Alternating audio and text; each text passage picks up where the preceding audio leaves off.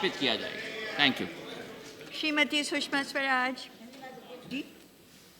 अध्यक्ष जी, मैं मंत्री जी को नए विभाग की जिम्मेदारी संभालने पर बधाई देते हुए और वो इस महकमे के सफल मंत्री हों, यशस्वी मंत्री हों, इसकी शुभकामनाएं देते हुए ये प्रश्न पूछना चाहती हूँ कि आपने कहा कि राजीव गांधी ग्रामीण विद्युतीकरण योजना आपका एक फ्लैगशिप प्रोग्राम है और आप अगले 5 वर्षों में हिंदुस्तान के हर घर तक बिजली पहुंचाना चाहते हैं। लेकिन क्या आपको मालूम है कि अभी हिंदुस्तान के बहुत से ज़िले इस योजना में शामिल ही नहीं किए गए हैं और मेरे संसदीय क्षेत्र का ज़िला रायसेन, जिससे आपको स्वयं को बहुत विशेष लगाव है, इस योजना से बाहर था। मैंने शिंदे जी से बहुत आग्रह किया, पत्र भी लिखा, तो मुझे जवाब आया कि तीसरे चरण में वो इसको शामिल करेंगे। अभी आपने ये कहा कि क्रियान्वयन प्रदेश सरकारें करती हैं, केंद्र सरकार केवल राशि देती है, लेकिन मंत्री जी क्रियान्वयन से पहले कौन से ज़िले इसमें चयनित किए जाएंगे इसका निर्धारण भी केंद्र सरकार करती है और कौन सी योजनाएं स्वीकृत की जाएंगी इसकी मंजूरी भी केंद्र सरकार देती है। प्रदेश सरकार का उसमें कोई हाथ नहीं है।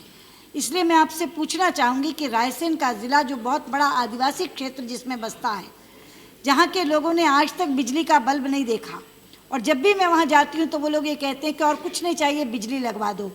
क्या रायसेन ज़िले को इसमें शामिल करके आप उसके हर घर तक बिजली पहुंचाने की योजना को स्वीकृति देंगे और देंगे तो कब तक देंगे, ये आश्वासन अगर आप मुझे दें तो मुझे बहुत खुशी होगी।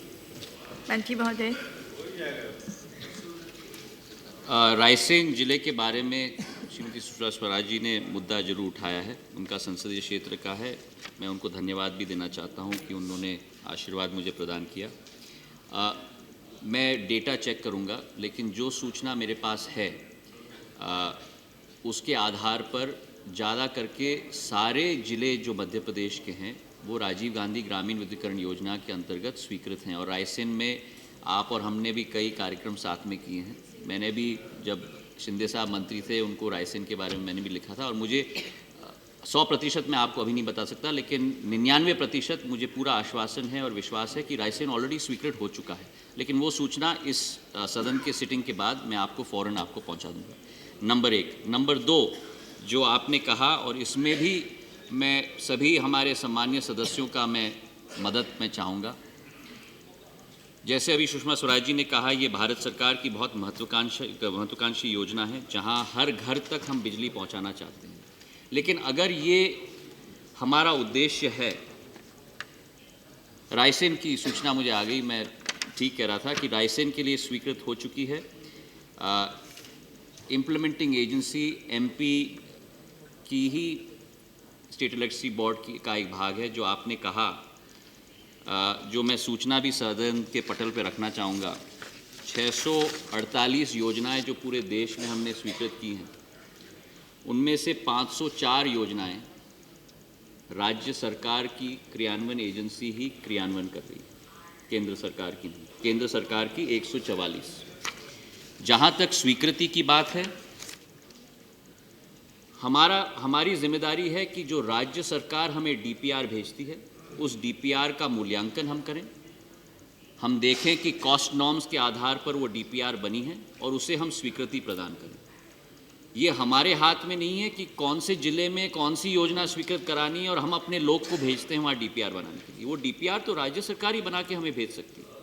और कई राज्यों में, उदाहरण के तौर पे उत्तर प्रदेश की हम बात करें, बिहार की बात करें, जहाँ अधिकृत राशि हमसे मांगी गई थी, वहाँ हमने कहा था, उदाहरण के तौर पर उत्तर प्रदेश में 3200 करोड़ रुपए फेज़ 2 में राजीव गांधी ग्रामीण में हमने दिए हैं, जहाँ यूपी सरकार ने हमें कहा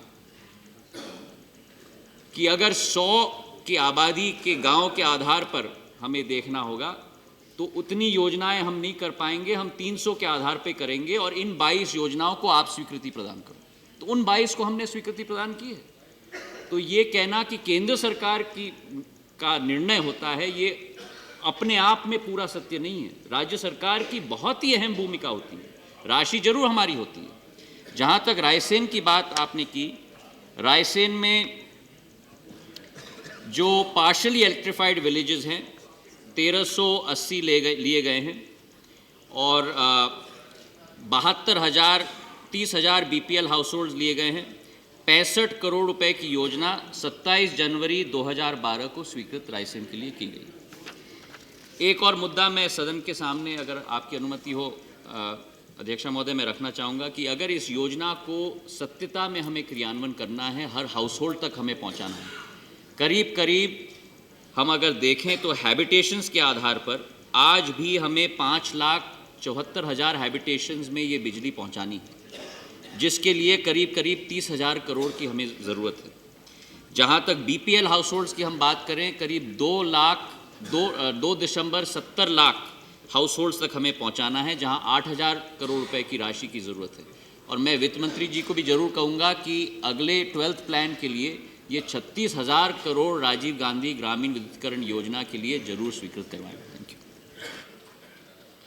Question number 84, Shri Abdul Rahman.